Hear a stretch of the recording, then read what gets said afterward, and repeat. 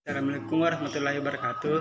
Perkenalkan, nama saya Muhammad Nurali dari kelas PJKR F 2019 NIM 1931042058 dari kelompok 1. Saya akan menjelaskan tentang perkembangan sosial.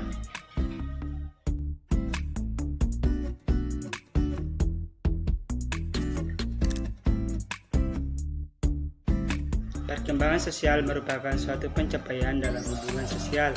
Dapat juga diartikan sebagai proses belajar untuk menyesuaikan diri terhadap norma-norma kelompok, moral, dan tradisi. Meleburkan diri menjadi suatu kesatuan yang paling berkomunikasi dan bekerja sama.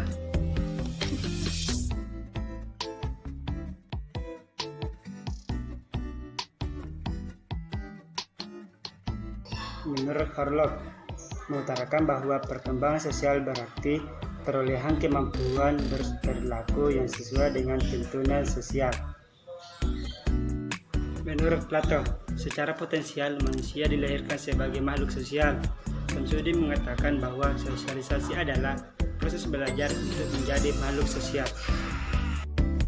Menurut Lawrence, sosialisasi merupakan suatu proses di mana individu anak melatih kepekaan dirinya terhadap rangsangan-rangsangan sosial, terutama tekanan-tekanan dan tuntunan kehidupan, serta belajar bergaul dengan bertingkah laku seperti orang lain di dalam lingkungan sosialnya. Menurut Muhaibin, mengatakan bahwa perkembangan sosial merupakan proses pembentukan social self, yakni pribadi dalam keluarga, budaya, bangsa, dan seterusnya. Menurut Bandura, bahwa di dalam situasi sosial kita belajar untuk menyelesaikan permasalahan lewat pengimitasian, yaitu pemahaman yang penuh dari pembelajaran imitatif yang mensyaratkan sejumlah konsep baru.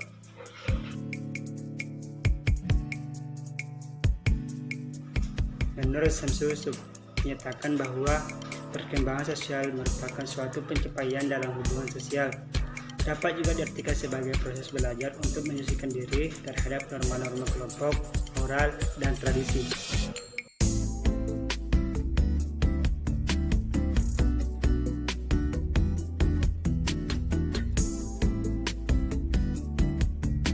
Yang pertama, berperilaku yang dapat diterima secara sosial. Setiap kelompok sosial mempunyai standar bagi setiap anggotanya tentang perilaku yang dapat diterima. Untuk dapat bermasyarakat, anak tidak hanya harus mengetahui perilaku yang diterima, tetapi mereka juga harus menyesuaikan dengan patokan perilaku yang diterima. Kedua, perkembangan sikap sosial. Untuk bermasyarakat atau bergaul dengan baik, anak-anak harus menyukai aktivitas sosial dan orang.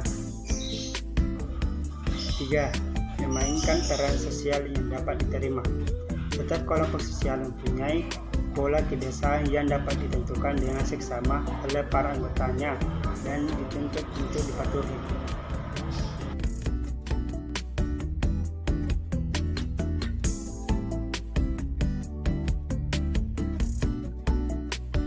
Yang pertama, pembangkangan, yaitu bentuk perilaku melawan. Kedua, agresi, yaitu perilaku menyerang balik secara fisik maupun kata-kata. 3. Berselisih atau bertengkar, terjadi apabila anak merasa tersinggung atau terganggu oleh sikap dan perilaku orang lain. 4. Menggoda, sebagai bentuk lain dari kata agresif. 5. Persaingan.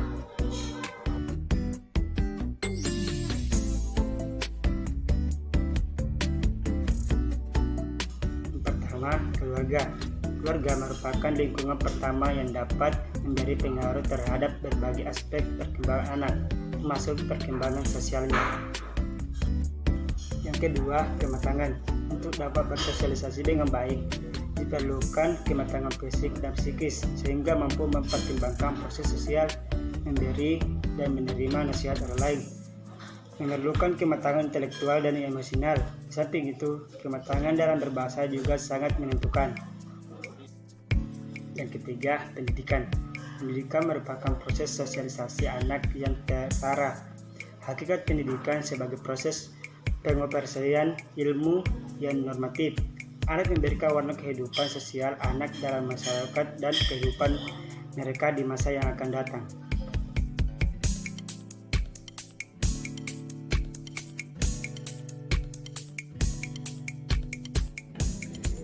Bismillahirrahmanirrahim. Assalamualaikum warahmatullahi wabarakatuh.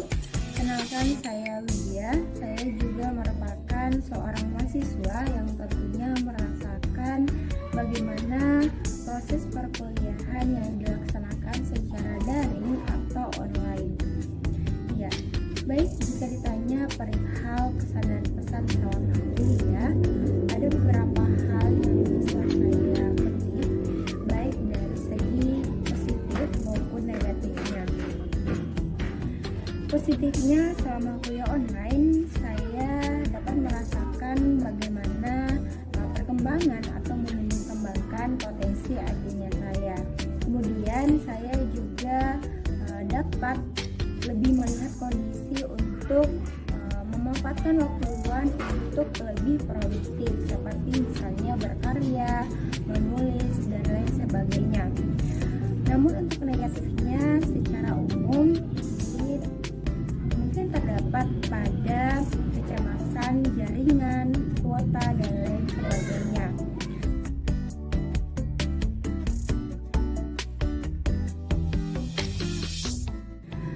Pesannya saya, semoga pandemi ini cepat berlalu dan kita disegerakan untuk melakukan aktivitas secara normal, dan untuk pengembangan IT-nya bisa dimaksimalkan lagi sehingga proses pembelajaran kita antara efisiensi dan efektivitasnya juga dapat terpenuhi.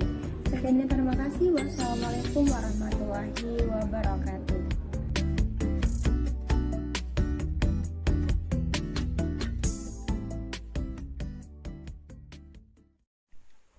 Assalamualaikum warahmatullahi wabarakatuh. Perkenalkan, nama saya Muhammad Yusril Hamzah dari kelas PJKRF Angkatan 19, Kampus UNM, Universitas Negeri Makassar. Di sini saya akan mendeskripsikan materi saya tentang perkembangan kognitif pada anak. Perkembangan kognitif anak. Kognitif dapat diartikan sebagai kemampuan untuk mengerti sesuatu. Perkembangan kognitif mengacu kepada kemampuan yang dimiliki seorang anak untuk memahami sesuatu. Salah satu tokoh psikologi yang mengemukakan teori tentang tahap perkembangan kognitif manusia adalah Jean Piaget. Menurut Piaget, anak-anak memiliki cara berpikir berbeda dari orang dewasa. Piaget membagi tahapan perkembangan kognitif anak usia dini dalam 4 tahap. 1. Tahap sensori motor, 0-24 bulan. Setiap bayi lahir dengan refleks bawaan dan dorongan untuk mengeksplorasi dunianya. Oleh karena itu, pada masa ini, kemampuan bayi terbatas dan gerak refleks dan panca inderanya. Berbagai gerak refleks tersebut kemudian berkembang menjadi kebiasaan-kebiasaan pada tahap perkembangan kognitif awal ini. Si kecil belum dapat mempertimbangkan kebutuhan, keinginan, atau kepentingan orang lain, sehingga ia dianggap egosentris. Pada usia 18 bulan, si kecil juga sudah mampu menciptakan simbol-simbol dalam suatu benda serta fungsi beberapa benda yang tak asing baginya.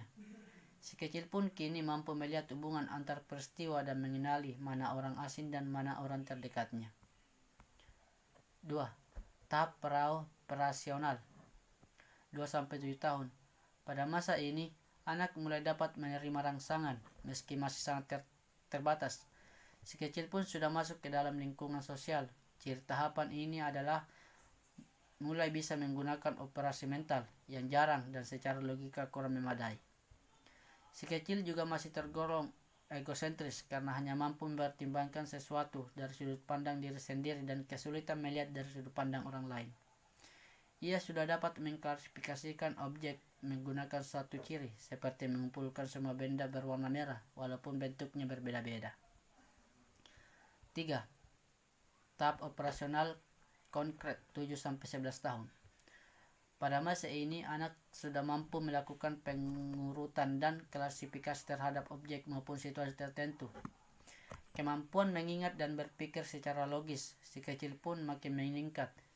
Ia mampu memahami konsep sebab akibat secara rasional dan sistematis, sehingga si kecil mulai bisa belajar matematika dan membaca.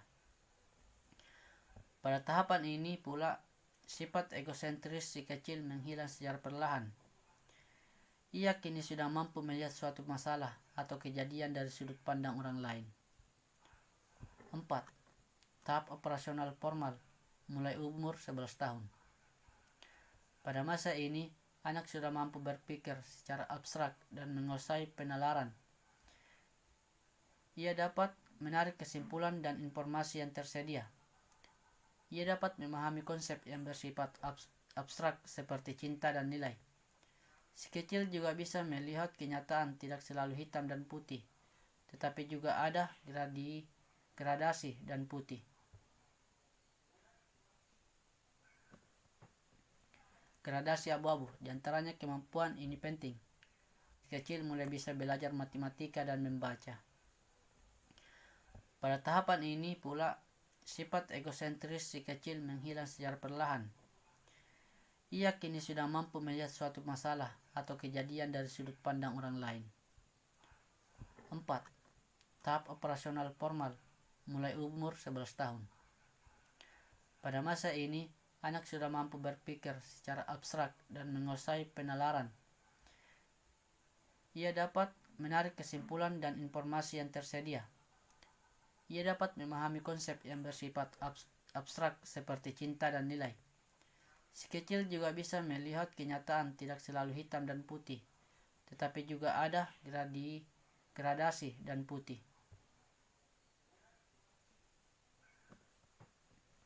Gradasi abu-abu, diantaranya kemampuan ini penting.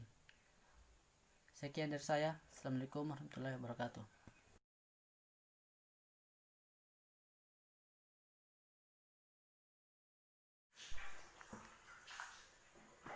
Assalamualaikum warahmatullahi wabarakatuh. Perkenalkan, nama saya Hamzah, salah satu orang tua dari mahasiswa. Menanggapi permasalahan COVID-19,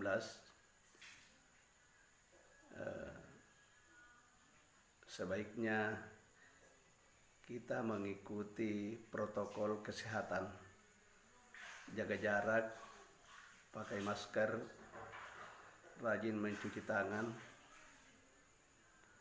dan lain-lain sebagainya. Dan yang terpenting, menjaga pola hidup bersih. Nah, kemudian program yang dilakukan pemerintah sekarang ini, pelajar mahasiswa yang belajar secara online atau belajar di rumah sampai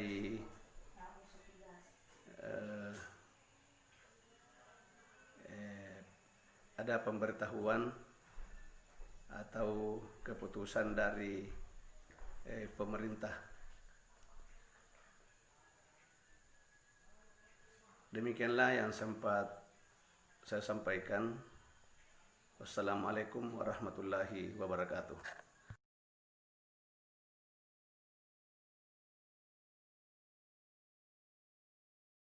Assalamualaikum warahmatullahi wabarakatuh. Perkenalkan, nama saya Sufli Mubarak dari jurusan Penjeskesrek kelas F NIM 19310428. Ya, di sini saya akan menjelaskan materi tentang perkembangan peserta didik.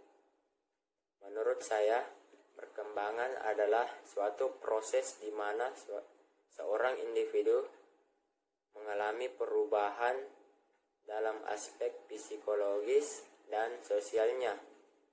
Adapun salah satu tahapan yang dilewati yaitu masa remaja. Ya, adapun tugas-tugas perkembangan menurut Evingers, tugas perkembangan adalah tugas yang harus diselesaikan supaya mendapat kebahagiaan. Malahan sebaliknya, bila tugas tidak diselesaikan akan mendapat celah dari orang tua ataupun masyarakat di sekitar. Adapun fase-fase yang yang dibagi oleh Hyphengours, yaitu masa bayi hingga masa lanjut usia.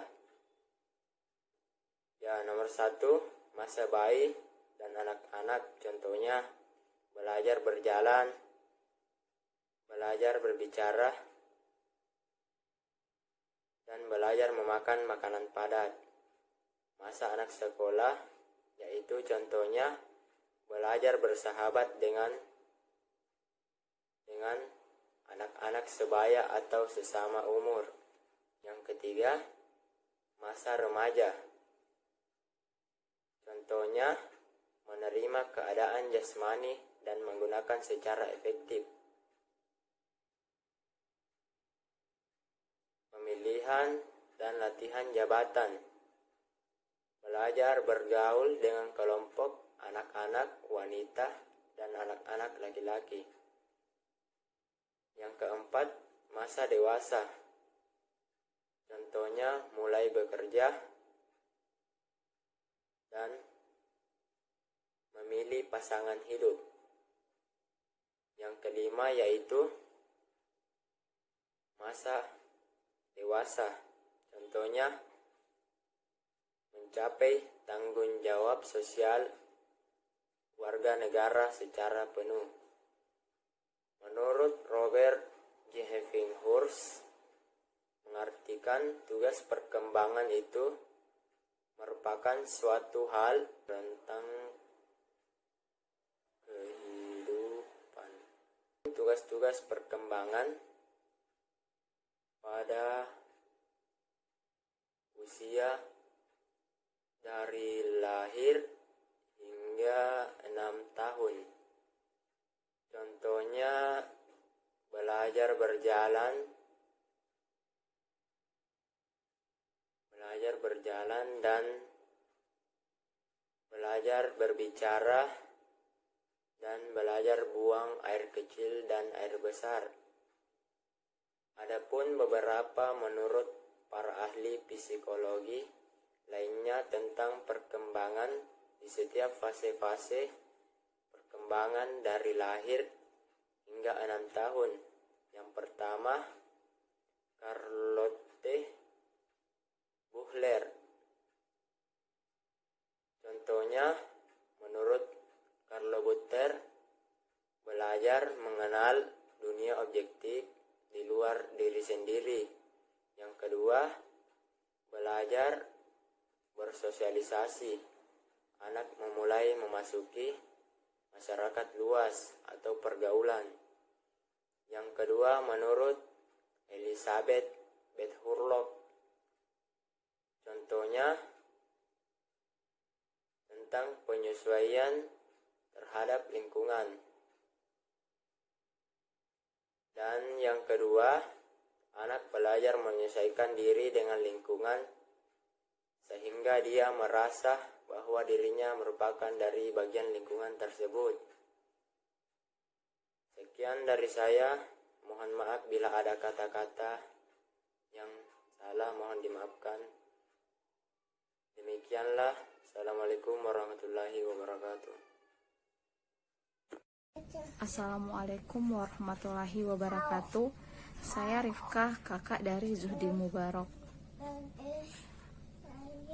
Kalau mendengar kata pembelajaran secara online atau kuliah online daring selama masa pandemi COVID-19 ini merupakan langkah yang paling tepat yang diambil oleh pemerintah agar para peserta didik bisa tetap merasakan proses belajar sebagaimana mestinya, walaupun dengan segala keterbatasannya. Nah, hal-hal yang membuat saya terkesan yang pertama itu mahasiswa bisa lebih aktif mencari materi-materi pembelajaran dengan berselancar di dunia internet, sehingga mereka dengan mudahnya bisa mengumpulkan informasi dan data-data dengan mempertimbangkan validitasnya. Yang kedua, mahasiswa bisa merasa lebih nyaman. Kenapa? Karena tempatnya lebih fleksibel. Jadi mereka bisa merasakan kenyamanan tersendiri. Jadi sersan, serius tapi santai.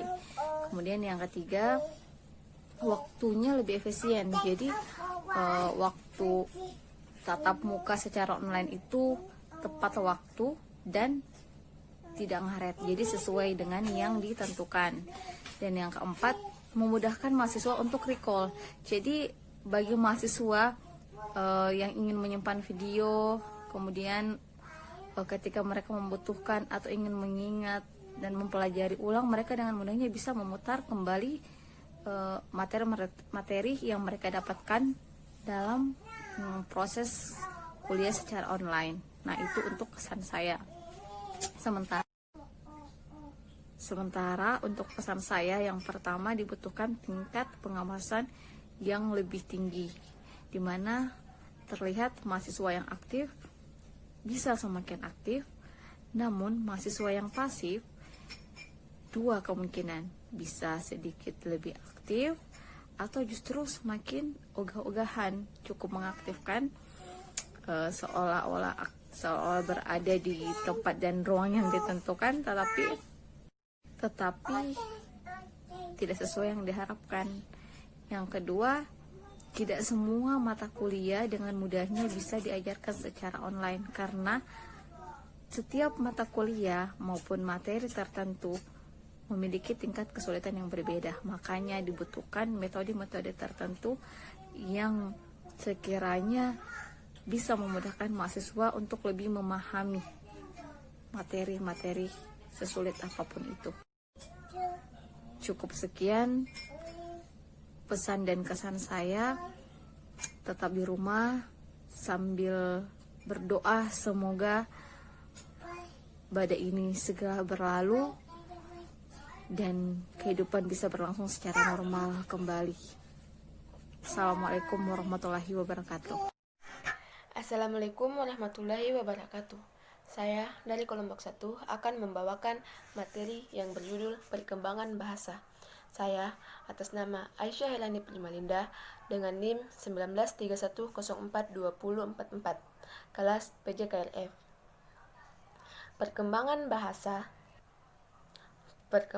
bahasa adalah meningkatnya kemampuan penguasaan anak berkomunikasi, baik alat berkomunikasi secara lisan, tertulis, maupun menggunakan tanda-tanda isyarat.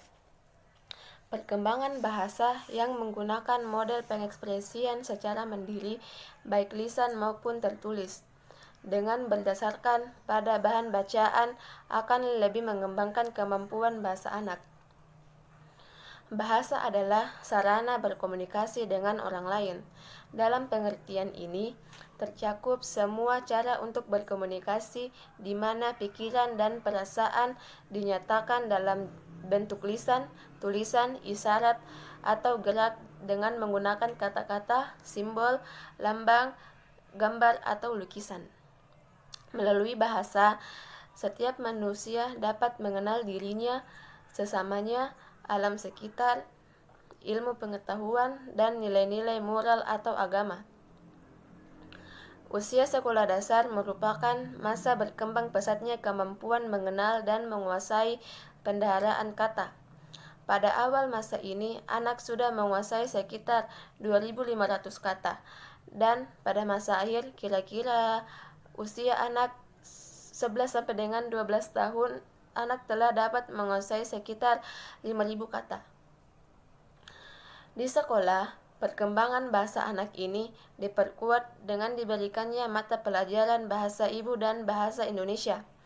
Dengan diberikannya pelajaran bahasa di sekolah, para siswa diharapkan menguasai dan menggunakannya sebagai alat untuk berkomunikasi secara baik dengan orang lain, mengekspresikan pikiran, perasaan, sikap, atau pendapatnya, memahami isi dari setiap bahan bacaan yang dibacanya. Untuk mengembangkan kemampuan berbahasa atau keterampilan komunikasi anak melalui tulisan, cara untuk mengekspresikan perasaan, gagasan, atau pikirannya. Maka sebaiknya kepada anak dilatihkan untuk untuk membuat karangan tulisan tentang berbagai hal yang terkait dengan pengalaman hidupnya sendiri atau kehidupan pada umumnya, seperti menyusun autobiografi, kehidupan keluarga, cara-cara memelihara lingkungan, cita-cita, dan belajar untuk mencapai kesuksesannya. Tahap-tahap perkembangan bahasa anak menurut Maki. Secara kronologis yaitu anak yang berumur 3 bulan.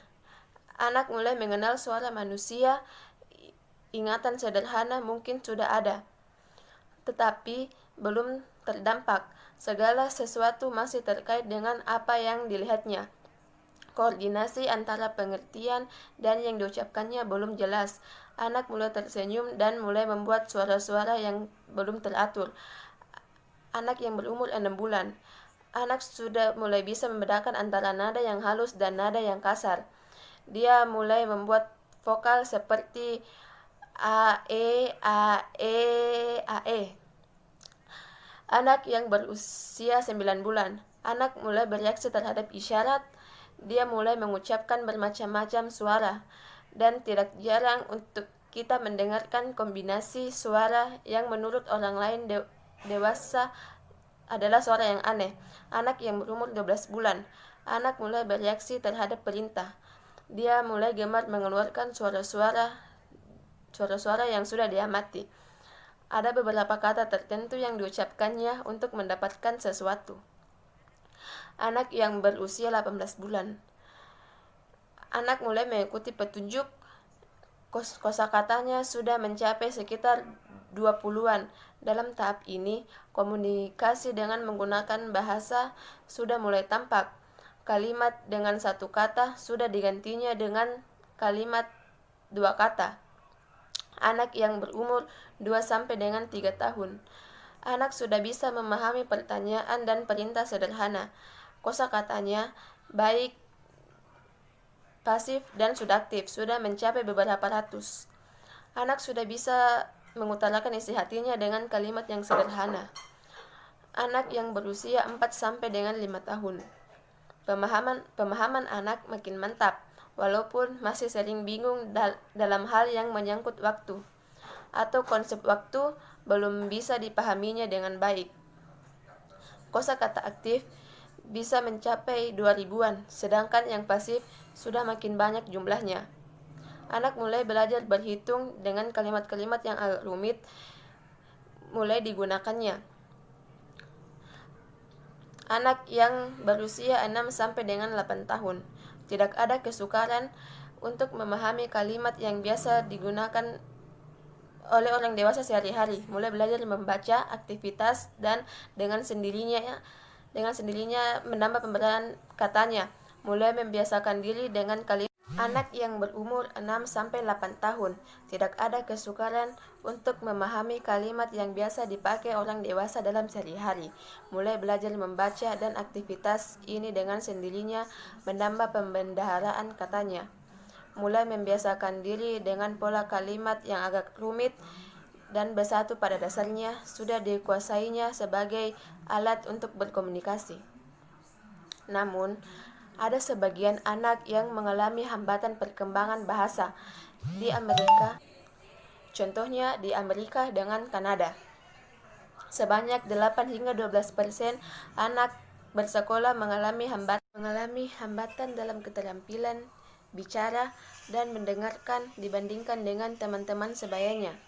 Riset melaporkan akibatnya pada anak-anak yaitu dapat mengalami peningkatan resiko problem-problem perilaku atau khususnya attention deficit disorder atau HDAD, academic learning disabilities atau rasa malu dan Assalamualaikum warahmatullahi wabarakatuh. Baik, jadi kesan dan pesan saya terhadap kuliah online itu, kuliah online atau daring memiliki kelebihan dan kekurangan. Beberapa kelebihannya itu mahasiswa menjadi lebih banyak waktu terhadap keluarga dan orang tua juga tidak perlu mengeluarkan biaya yang lebih besar seperti waktu kuliah biasa, apalagi untuk anak rantau. Adapun kekurangan dari kuliah online yaitu keterbatasan paket atau kuota yang dimiliki oleh mahasiswa untuk melakukan kuliah online, dan juga jaringan yang tidak memadai di berbagai kampung untuk melakukan kuliah online. Dan menurut saya kuliah online tidak efisien dalam pembelajaran. Lebih baik melakukan kuliah tetap muka saja, karena lebih mengefisienkan pembelajaran untuk dosen mengajar kepada mahasiswa.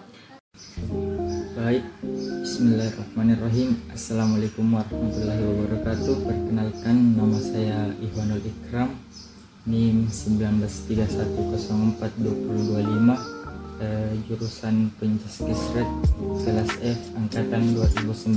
Saya di sini akan menjelaskan tentang teori perkembangan kognitif. Untuk mempersingkat waktu, langsung saja, apa itu perkembangan kognitif? Perkembangan kognitif yaitu hal utama yang dialami merupakan formal operasional yang mampu berpikir abstrak dengan menggunakan simbol-simbol tertentu atau mengoperasikan kaidah-kaidah logika formal yang tidak terikat lagi oleh objek yang bersifat konkret, seperti peningkatan kemampuan analisis, kemampuan mengembangkan suatu kemungkinan berdasarkan atau lebih memungkinkan yang ada, kemampuan menarik generalisasi dan inferensiasi dari berbagai kategori objek yang beragam, adanya peningkatan fungsi intelektual, kapabilitas dalam bahasa, dan perkembangan konseptual.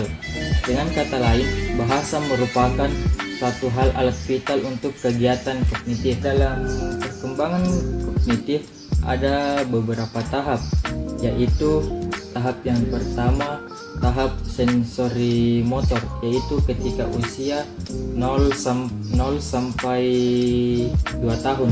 Tahap yang kedua yaitu tahap praoperasional ketika usia 2 sampai 7 tahun. Tahap yang ketiga yaitu tahap operasional konkret, yaitu ketika 7 sampai 11 tahun. Dan tahap yang terakhir, tahap keempat, yaitu tahap operasional formal mulai umur 11 tahun. Dari keempat tahap ini saya akan menjelaskan satu persatu. Tahap yang pertama yaitu tahap sensori motor. Pada umumnya setiap bayi lahir dengan refleks bawaan, dengan dorongan untuk mengeksplorasi dunianya.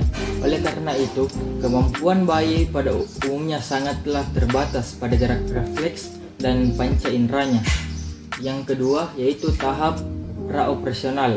Pada masa ini, anak mulai dapat menerima rangsangan meskipun sangat terbatas, dan pada tahap ini pun si kecil mulai masuk ke lingkungan atau dunia sosial. Ciri tahapan ini adalah anak mulai bisa menggunakan operasi mental yang jarang dan secara logika kurang memadai. Tahap selanjutnya, tahap yang ketiga. Tahap ketiga yaitu tahap operasional konkret. Pada masa ini, anak sudah mampu melakukan pengurutan dan klasifikasi terhadap objek maupun situasi tertentu. Kemampuan mengingat dan berpikir secara logis si kecil pun akan meningkat hari demi harinya. Tahap yang terakhir yaitu tahap keempat, tahap operasional formal. Pada masa ini, seorang anak sudah bisa berpikir secara abstrak dan menguasai penalaran.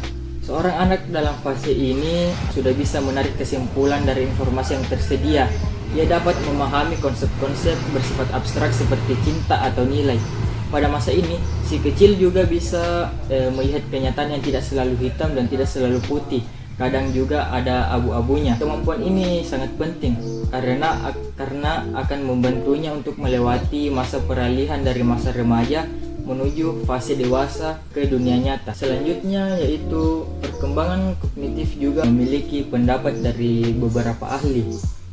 Dari beberapa ahli itu saya mengambil pendapat dari Jean Piaget. Itu adalah seorang psikolog dari Swiss yang hidup pada tahun 1896 dan meninggal pada tahun 1980. Menurut Jean Piaget, perkembangan kognitif merupakan suatu proses genetik, yaitu proses yang didasarkan mekanisme biologis perkembangan sistem syaraf. Psikolog dari Swiss yang hidup pada tahun 1896 dan meninggal pada tahun 1980. Menurut Jean Piaget, perkembangan kognitif merupakan suatu proses genetik, yaitu proses yang didasarkan mekanisme biologis perkembangan sistem syaraf. Perkembangan kognitif itu merupakan dasar bagi kemampuan anak untuk berpikir. Selanjutnya, ada pula faktor-faktor yang mempengaruhi perkembangan kognitif, yaitu yang pertama faktor keturunan, faktor lingkungan, faktor kebebasan, faktor minat dan bakat, faktor pembentukan, dan faktor kematangan. Dari beberapa faktor tersebut mungkin saya tidak dapat menjelaskannya secara detail karena saya dibatasi oleh waktu. Demikian hasil pemaparan materi saya. Apabila ada salah kata mohon dimaafkan karena saya juga masih dalam proses belajar. Semoga ini dapat bermanfaat dan untuk teman-teman sekalian. Semoga penyampaian materi saya ini mudah dipahami. Sekian dari saya. Wassalamualaikum warahmatullahi wabarakatuh.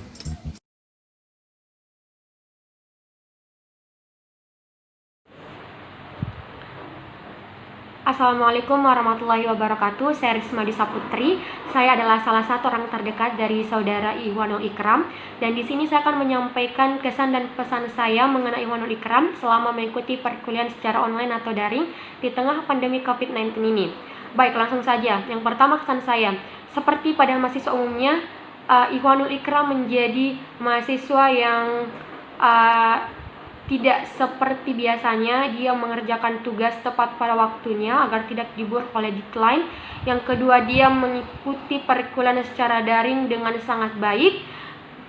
Dia hanya mengisi kekosongan waktunya, atau jika tidak ada perkuliahan pada hari itu, dia hanya bermain game bersama temannya. Tetapi ada beberapa waktu dia mengeluh beberapa kali akibat gangguan jaringan ketika belajar melalui aplikasi Zoom ataupun sejenisnya. Dan yang kedua adalah pesan saya, tetap menjadi mahasiswa yang baik, tetap menjadi mahasiswa yang penurut.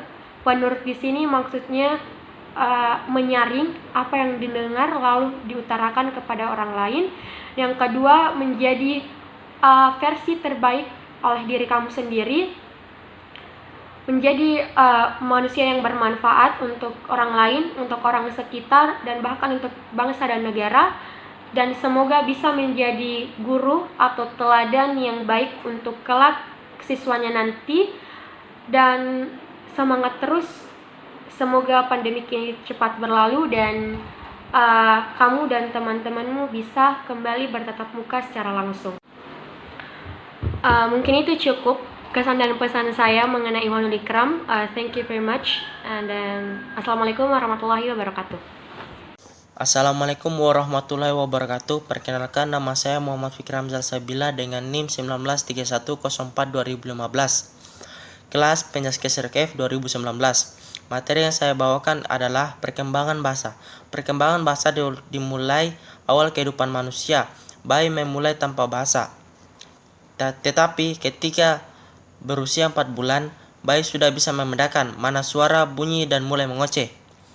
Beberapa penelitian menunjukkan bahwa pembelajaran awal dimulai dalam rahim, saat janin mulai mengenali suara dan pola bicara suara ibunya. Pada perkembangan bahasa dibagi menjadi 2 tahap, yaitu pertama tahap pralinguistik dan kedua tahap linguistik. Yang pertama, tahap pralinguistik. Pada tahapan ini akan dialami pada fase bayi. Pada tahapan ini juga bahasa bayi berupa simbol-simbol ekspresi tertentu seperti menangis, menjerit, dan juga tertawa. Berbagai ekspresi tersebut merupakan bentuk komunikasi bayi dalam menyampaikan perasaannya, mulai dari senang, nyaman, dan takut. Bayi bisa juga untuk menyampaikan keinginannya, misalnya haus, lapar, ingin tidur, atau meminta digendong. Selain itu, bentuk komunikasi tersebut juga digunakan untuk menyampaikan perasaannya, tidak nyaman atau suatu hal, seperti ketika mereka ngompol, ingin buang air besar, ataupun kesakitan. Seiring berjalannya waktu, tahapan tersebut akan meningkat perlahan menjadi komunikasi ke arah verbal. Komunikasi verbal pada tahapan ini masih dalam bentuk sederhana, seperti mengoceh dengan kalimat yang belum tentu jelas. Yang kedua, tahapan linguistik. pada tahapan ini lebih meningkat daripada tahapan pralinguistik. Pada tahapan ini juga, anak sudah dapat melakukan komunikasi verbal dalam bentuk kata-kata yang dapat dimengerti. Pada tahapan ini pula, anak-anak sudah dapat menyusun kata dan menyampaikan komunikasinya dalam bentuk kalimat seperti orang dewasa. Tahapan perkembangan bahasa pada anak terjadi sangat intensif pada umur 0-3 tahun. Pada tahapan ini, otak anak berada dalam kondisi terbaik untuk mengasah kemampuan berbahasa dan berbicara dengan suara pandangan hingga bahasa yang digunakan sehari-hari. Tahapan perkembangan bahasa anak berdasarkan usia dan dapat dikategorikan sebagai berikut. Yang pertama, usia 0-12 bulan. Pada usia ini, sebagian besar bayi berada pada tahap pralinguistik. Seperti yang sudah dijelaskan sebelumnya, pada tahapan ini bayi akan lebih banyak menunjukkan komunikasinya dalam bentuk simbol-simbol ekspresi. Pada fase ini pula, bayi sudah mampu merespon babbling atau mengulang konsonan atau vokal, memahami perintah verbal serta menunjuk arah. Umumnya jika sudah mulai memasuki usia 10 bulan, bayi sudah bisa mengucapkan kata-kata sederhana seperti menyebut orang terdekatnya, contoh mama atau papa. Yang kedua, usia 1-3 tahun. Pada usia ini anak sudah mulai menunjukkan peningkatan bahasa. Jika pada tahun pertama anak sudah mulai dapat memahami instruksi dan mengucapkan suatu kata, maka di tahun kedua atau ketiga anak sudah mulai mengenal dan belajar mengucapkan kata-kata sederhana meskipun pengucapannya belum sempurna. Seperti patu, apa itu, ndak au, tidak tahu, dan lain sebagainya. Yang ketiga, pada usia 3-5 tahun.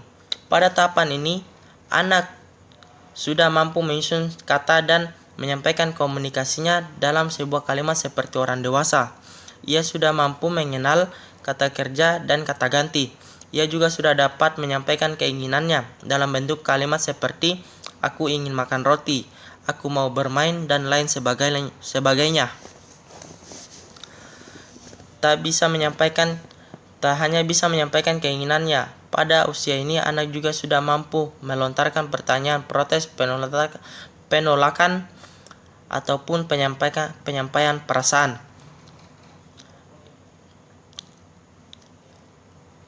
Sekian dari saya. Assalamualaikum warahmatullahi wabarakatuh. Assalamualaikum warahmatullahi wabarakatuh. Kesan saya selama melaksanakan kuliah online yaitu yang pertama merasa sedih karena kuliah tidak seperti biasanya, yaitu tidak bertatap muka dengan dosen dan tidak bertemu dengan teman-teman. Terus yang kedua sedikit merasa terganggu karena bukan terganggu sih, lebih tepatnya sedikit tidak nyaman karena jaringan yang tidak stabil membuat perkuliahan kita tidak berjalan dengan lancar, seperti kadang keluar sendiri dari Zoom, terus suara dosen yang kadang tidak jelas didengar, atau enggak kadang tugas yang sering telat kumpul karena lamanya jaringan yang suka keganggu. Terus ya pesannya sih semoga corona cepat berlalu dan cepat kembali normal agar kita bisa kuliah secara tatap muka lagi. Sekian dari saya, billahi taufiq wal hidayah. Wassalamualaikum warahmatullahi wabarakatuh. Assalamualaikum warahmatullahi wabarakatuh. Perkenalkan, nama saya M. Albi Reza, kelas PJKRF NIM 19310420059. Saya dari kelompok 1 ingin membawakan materi tugas-tugas perkembangan peserta didik. Salah satu prinsip perkembangan bahwa setiap individu akan mengalami fase perkembangan tertentu yang merentang sepanjang hidupnya. Pada setiap fase perkembangan dilandai dengan adanya sejumlah tugas-tugas perkembangan tertentu yang sayangnya dapat dituntaskan. Tugas-tugas perkembangan individu bersumber pada faktor-faktor: 1. Kematangan fisik. 2. Tentukan masyarakat secara kultural. 3. Tentukan dan dorongan dan cita-cita individu itu sendiri. Dan 4. Norma-norma agama. 1. Tugas perkembangan masa bayi dan kanak-kanak awal 0 sampai 6 tahun 6 bulan. Belajar berjalan pada masa usia 9 bulan sampai 15 bulan. Belajar makan padat. Belajar berbicara, belajar buang air kecil dan buang air besar. Belajar mengenal perbedaan jenis kelamin. Mencapai kestabilan jasmania fisiologis. Membentuk konsep-konsep sederhana kenyataan sosial dan alam. Belajar mengadakan hubungan emosional dengan orang tua, saudara, dan orang lain. 2. Tugas-tugas perkembangan masa kanak-kanak, air, dan anak sekolah. Belajar memperoleh keterampilan fisik untuk melakukan permainan. Belajar membentuk sikap yang terhadap dirinya sendiri sebagai makhluk biologis. Belajar bergaul dengan teman sebaya. Belajar memainkan peranan sesuai dengan jenis kelaminnya. Belajar keterampilan dasar dalam membaca, menulis, dan berhitung. Belajar mengembangkan konsep-konsep sehari-hari. Mengembangkan kata hati. Belajar memperoleh kebebasan yang bersifat pribadi. Mengembangkan sikap positif terhadap kelompok sosial. 3. Tugas perkembangan masa remaja. Mencapai hubungan yang lebih matang dengan teman sebaya. Mencapai peran sosial sebagai pria atau wanita. Menerima keadaan fisik dan menggunakannya secara efektif. Mencapai kemandirian emosional dan orang lain dan orang dewasa lainnya. Mencapai jaminan kemandirian ekonomi. Memilih dan mempersiapkan karir. Mempersiapkan pernikahan dan hidup berkeluarga. Mengembangkan keterampilan intelektual dan konsep-konsep yang diperlukan bagi warga negara. Mencapai perilaku yang bertanggung jawab secara sosial. Memperoleh seperangkat nilai sistem. Etika sebagai petunjuk atau pembimbing dalam berperilaku. 4. Tugas perkembangan masa dewasa awal. Memilih pasangan, belajar hidup dengan pasangan, memulai hidup dengan pasangan, memelihara anak, mengelola rumah tangga, memulai bekerja, mengambil tanggung jawab sebagai warga negara, menemukan suatu kelompok yang serasi. Sementara itu, Dipikdinas memberikan rincian tentang tugas perkembangan masa remaja untuk peserta usia didik SLTP dan SMTA yang didirikan sebagai rujukan. 1. Tugas perkembangan peserta didik tingkat SLTP. Mencapai perkembangan diri sebagai remaja yang beriman dan bertakwa kepada Tuhan Yang Maha Esa. Mempersiapkan diri menerima dan bersikap positif serta dinamis terhadap perubahan fisik dan psikis yang terjadi pada diri sendiri untuk kehidupan yang sehat. Mencari pada hubungan yang baik dengan teman sebaya dalam peranannya sebagai pria atau wanita. Memantapkan nilai dan cara bertingkah laku yang dapat diterima dalam kehidupan sosial yang lebih tua. Mengenal kemampuan bakal dan minat serta arah kecenderungan karir dan serta apresiasi seni. Mengembangkan pengetahuan dan keterampilan sesuai dengan kebutuhannya untuk merugikan dan melanjutkan pelajaran dan atau mempersiapkan karir serta berperan dalam kehidupan masyarakat. Mengenai gambaran dan sikap tentang kehidupan mandiri secara emosional, sosial, dan ekonomi. Mengenal sistem etika dan nilai-nilai sebagai pedoman hidup sebagai pribadi, anggota masyarakat, dan minat manusia. 2.